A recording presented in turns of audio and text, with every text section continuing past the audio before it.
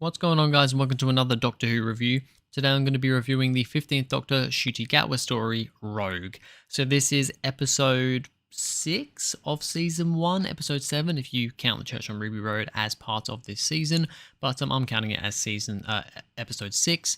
The first one before what we're figuring out is the kind of two-part finale. So yeah, interested going into this one. Of course, it is the pen and the penned, I guess you can call it, the penned Bridgerton episode, which gets mentioned a couple of times in this, which I thought was maybe a time or two too many, but we will get into all that. But yeah, I was interested with this one, going back to the past and having that whole aspect of it. I was intrigued. We've heard things about this Rogue character as well, so I was interested to see what he would bring to this as well. So yeah, without further ado, let's get into the cast. So Ncuti Gatwa as the 15th Doctor. On the most part, he is pretty good in this one. The chemistry between him and the actor who plays Rogue, who I don't have written down here, I'm not going to specifically talk about him in this cast section, but the chemistry between those two is pretty good on the most part. And the Doctor definitely has some very good moments. The moment where Rogue has kind of captured the Doctor and in that kind of prism thing where he can't move and he's about to kill him, and then the Doctor uses his sonic or whatever he does. I don't even know what he does. I can't remember because I don't think he has a sonic, does it? Because it gets taken from him. But he does something and he's able to show all his previous faces, which we'll get onto later as well because there's a big point in that to talk about.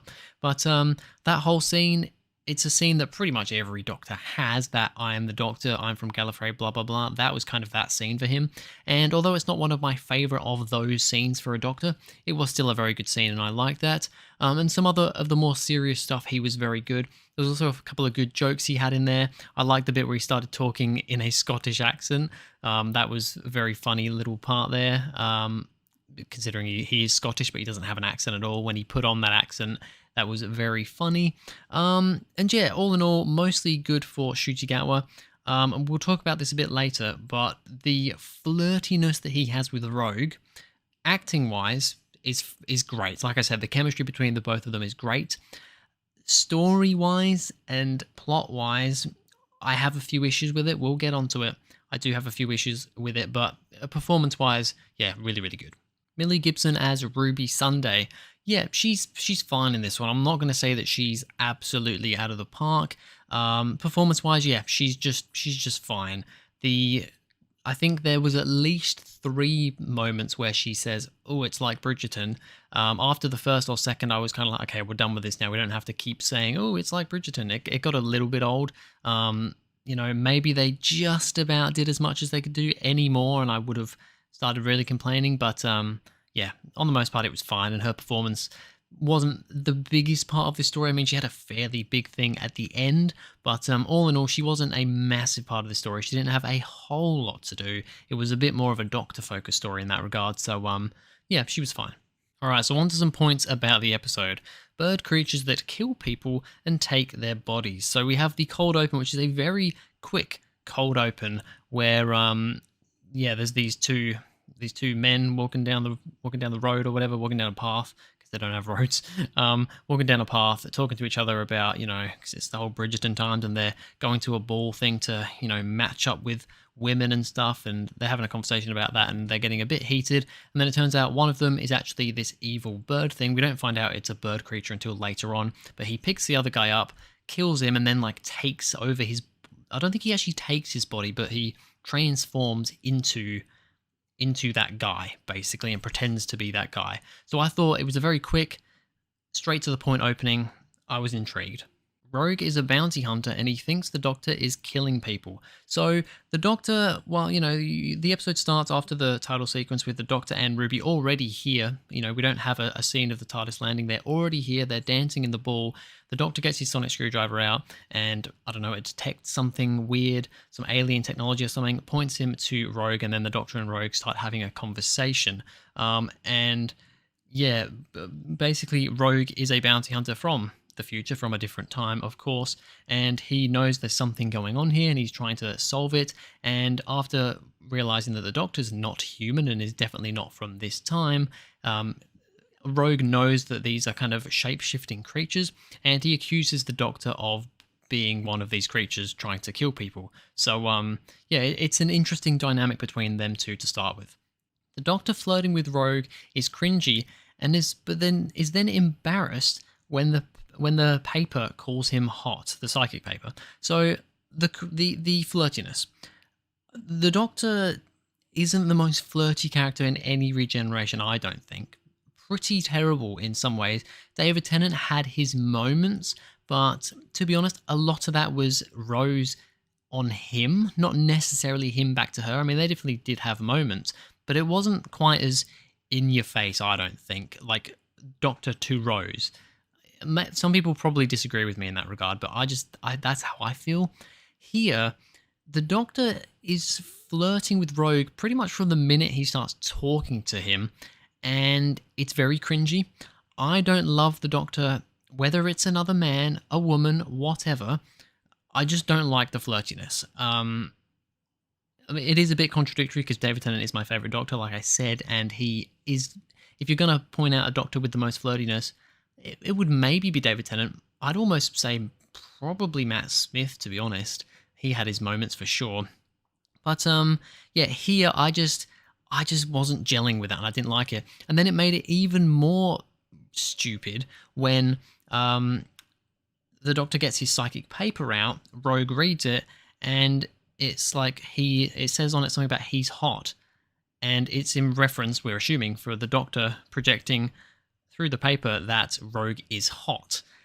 But then the Doctor starts getting really embarrassed. And I'm like, why are you've just been like freely flirting with him in quite an aggressive way.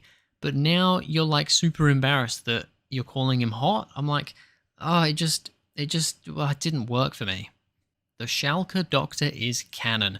This is one of the biggest, probably the biggest talking point from this episode in a lot of ways, even though it's just a brief thing that isn't even brought up. It's just there if you see it. Now, I haven't actually watched Scream of the Schalke. It was an animation, I think it was in the Wilderness years, kind of between the TV movie and the 2005 reboot with Chris Eccleston. There was this animated kind of, I'm not sure if it was like an episode or if it was like a movie-length thing. I think it was a movie-length animated thing. But nobody's ever really considered it as canon. But the Richard E. Grant, who played this Schalke Doctor, comes up when the Doctor has his, when the Doctor's faces all appear and he's doing the speech to Rogue. Richard E. Grant, his face is there. The Schalke Doctor's face is there. So the Schalke Doctor is canon, I guess. Awesome. Are they going to do anything with this? I expect probably not. But yeah, it's definitely an interesting point. Rogue proposes to the Doctor to cause a scene. So yeah, the Doctor and Rogue figure out that they need to create some sort of drama here in the dance to pinpoint who the creatures are, which ones are the creatures, so they can defeat them or whatever. And to do that, they both go out, obviously two men in 1813, I think this is set, and start dancing with each other. And of course, back in that time, that was very much frowned upon and not even really seen, I imagine. So it definitely causes a scene, and then they have to cause a bigger scene, and the Doctor's like, he starts having an argument with Rogue, like a fake argument to create this scene, and then he's like, just do something, just think of something to do, and Rogue proposes to the Doctor to create the scene, and it's a very emotional scene.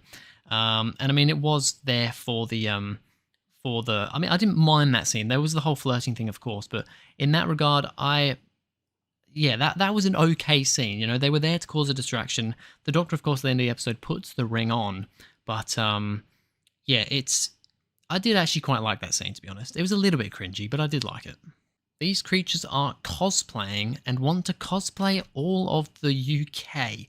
Now, this is where I started to get quite lost. So the Doctor mentioned something about, I really do not understand what exactly he said. He said something about, they're cosplaying, because this is when Bridgerton gets brought up again. They're cosplaying Bridgerton. And something about TV signals getting beamed down or something. I didn't really understand that whole thing.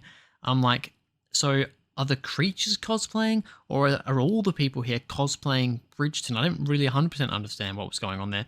But then, once the creatures have revealed themselves to everyone, and then are chasing after people, chasing after the Doctor and all that, they then say, that they are cosplaying. They want to cosplay all these people. Then they want to go and cosplay the royal family, and then they want to cosplay the whole of the UK and go to war against France and Spain and Portugal and basically make Britain the most great. I don't even know.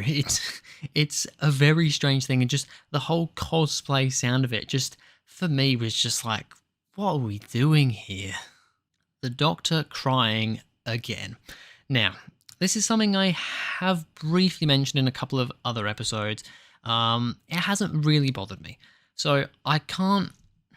I'm trying to think of how many episodes the Doctor has now shed a tear in. So, The Church on Ruby Road, yes, he did.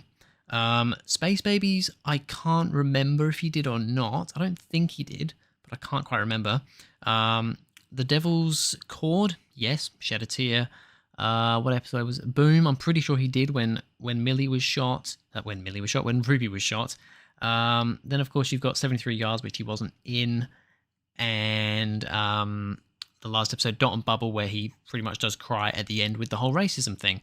So he's cried in probably at least half, if not more, of the episodes, now including this one. I reckon it is more than half of the episodes he has been in. The Doctor has shed a tear. I don't have an issue with the Doctor crying. It happens at the end of Doomsday, you know. It doesn't really happen in the End of Time, but he gets very emotional. It does happen occasionally for the Doctor to just have a slight tear come down. This Doctor, though, seems to be crying every 5 minutes. Now, you could say, well, it's just what this Doctor's like. But I'm not really into that. I like the Doctor being a strong character, but something that really hurts him or really gets to him, that's what makes him cry. This Doctor just seems to cry at pretty much everything that happens. I mean, yes, he's thinking that he's about to lose Ruby. She's about to die to his doing, basically. It's happened a lot in the past. The Doctor's got very angry, very upset. He doesn't shed a tear unless it's like a really, specific circumstances. For him to just shed a tear here after all the tears that he's already shed this season, I just think it's gotten old by this point. It's like the Doctor crying and being that emotional should be a bit of a novelty and like oh my God, the Doctor's really shook by this. This must be really big. When he's doing it every episode, it really wears thin. Ruby survived the attack, so we hear Ruby supposedly getting killed by that woman that she was with the whole time, who turns out to be one of these creatures, but it turns out that she didn't actually die. I kind of saw that coming, to be honest. I thought they've not killed Ruby off here again, surely, and sure enough, they hadn't. It turned out that she used her jewelry earpiece thing to, like, trick it, and she started dancing and smacked it in the face with a book and survived, and then was cosplaying herself, pretending to be one of these creatures. So, like, that nice twist, I guess, but a little bit like, oh, okay. And finally, Rogue conveniently sacrifices himself for Ruby. I put in brackets, I saw that coming. Yeah, pretty much from the moment where the Doctor and Rogue were talking about, we're going to go traveling, the Doctor's like, you can come traveling with me. Whenever that happens in Doctor Who, and we're pretty much certain that that character is not going to be traveling with the Doctor, at least anytime soon, it's almost a guarantee that as soon as you hear that line, that character's dead. And that's the case. I mean, at the end of the thing, he's basically plummeted into like a different dimension, so he's not necessarily dead, so he could come back, but he's basically dead for all intents and purposes. And yeah, I saw it coming from a mile away when the Doctor couldn't kill all the creatures with Ruby there, and then Rogue leans in, kisses the Doctor, grabs the thing, does it himself. I kind of saw that coming. I think it was quite convenient that he was just, people aren't able to lift their feet off of that triangle. They are stuck there. You can't get out of there. But he's able to go in there, push Ruby out of the way, and put himself there. I thought that was a little bit too convenient. But yeah, I thought it was an okay ending, but I just saw it coming. So another fairly long rant on this one. Just have a lot of stuff to talk about with these episodes, to be honest, which is good, but it makes the videos go on a little bit longer. A rating out of 10 for Rogue. Right now, I'm going to give it a 5 out of 10. It's actually been one of the weaker episodes so far this season. I thought the season with Space Baby started weak, got a little bit better, started getting better up until, for 73 Yards for me, because I quite enjoyed that one. Then went down a little bit for Dot and Bubble, but still had good stuff going on. For this one though, I think this is a pretty forgettable, I don't know, just uninteresting story. For some reason, it reminded me, maybe it was the costumes and all that sort of stuff. It kind of reminded me of like Vampires of Venice. You know, it sits about there for me.